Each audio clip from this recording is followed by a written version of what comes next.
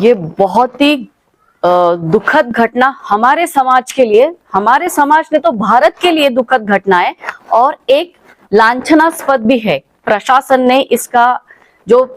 ने जो वहां पे काम किया है, एक जो बच्चा एडवोकेट अभी बन रहा था, एलएलबी कर रहा था और जो पढ़ रहा था, उसको जब ये घटना हुई उसका कवरेज फुटेज लेते हुए उसने वो सारी चीजें की और प्रशासन ने उसको जेल में यानी कस्टडी में लेके उस पे जो हमले यानी उसको जो मारा, उसको मेंटली टॉर्चर किया, फिजिकली टॉर्चर किया और उसकी वजह से उनकी डेथ हो गई है। तो उस चीज का तो मैं निषेध करती हूँ। आज जो भारत संविधान ने हर भारतीय को जो मूल्य दिए हैं और जो प्रशासनिक कार्य दिए गए हैं, उसका जो दुरुपयोग ये जो आज की सरकार कर रही है अपनी गुंडागर्दी से, तो वो ये सारी चीजें नहीं होनी चाहिए। इसके लिए तो हम सभी लोग निषेध करेंगे। और मुझे ऐसा लगता है कि अभी जो भी हमारी सरकार में जो लोग चीफ मिनिस्टर है, इन्होंने इस घटना को न्याय देना चाहिए और जिन लोगों ने उस पर ये अत्याचार किया है उनको सजा देनी चाहिए। और इसके बाद ये होना चाहिए कि ऐसी घटना कभी ना हो, उसकी कभी पुनरावृत्ति नहीं हो। पर अभी ऐसा देखा जा रहा है कि जो लोग बुद्धिस्ट कम्युनिटी से है, जो लोग लोअर कम्युनिटी से, उनपे ऐसे अत्याचार होते आ रहे हैं और इसकी कोई वाचा नहीं फूटी जाती जब तक कि कोई आंदोलन ना हो। कुछ ये हम लोगों को हमेशा आंदोलन करना पड़ता है और पर उनकी कोई जैसे उच्च वर्णीय या कोई लड़का सपोज किसी के ऐसे हादसा होता है तो उसके लिए बराबर न्याय मिलती है और हम लोगों को हमेशा झगड़ना ही पड़ता है। पर चीफ मिनिस्टर साहब हैं, कुछ भी कह सकते हैं, पर जो एविडेंस मिले हैं, मुझे ऐसा लगता है चीफ मिनिस्टर ने कहा तो वो सही है, ये नहीं है। जो एविडेंस रहेंगे उस पे कानून चलेगा। उसकी जो रिपोर्ट्स आएंगी, मेडिकल रिपोर्ट्स आएंगी, उसके ऊपर जांच होना चाहिए और बराबर न्याय मिलना चाहिए। ये नहीं है कि चीफ मिनिस्टर बोल रहे तो ट्रू है, ये सही है, ये ऐसा नहीं है।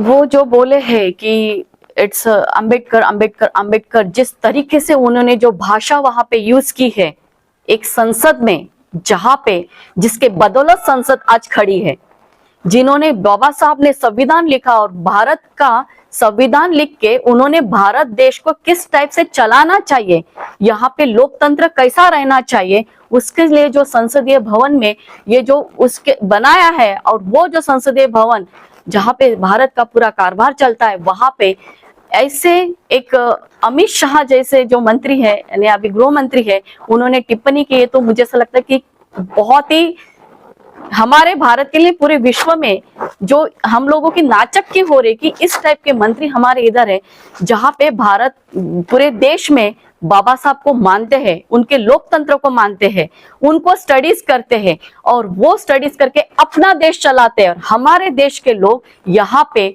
उनको इस टाइप से अवहेलना करते हैं। और वो जो उन्होंने फैशन हो गया है, it's not a passion, it's a passion, यानी हम लोगों का पैशन है। बाबा साहेब हर बच्चे में यहाँ पे बसा है, ऐसा नहीं है।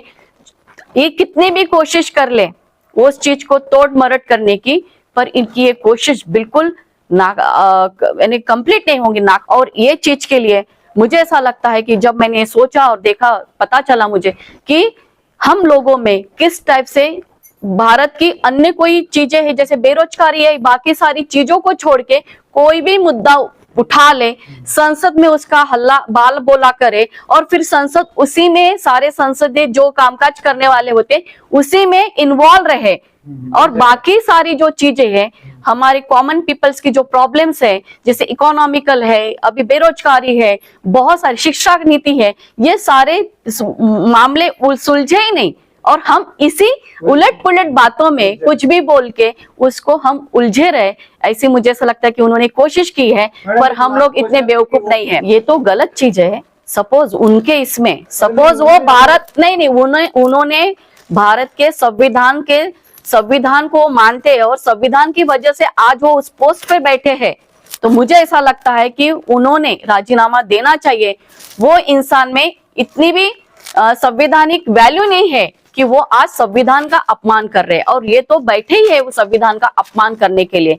तो मुझे ऐसा लगता है कि वो कुछ भी कहे, हम लोगों ने उसका निषेध करना चाहिए। जो सही है, संवैधानिक मूल्य जो है हमारे, जिसमें जतन हो रही है, उसी को हम प्रायोरिटी देंगे।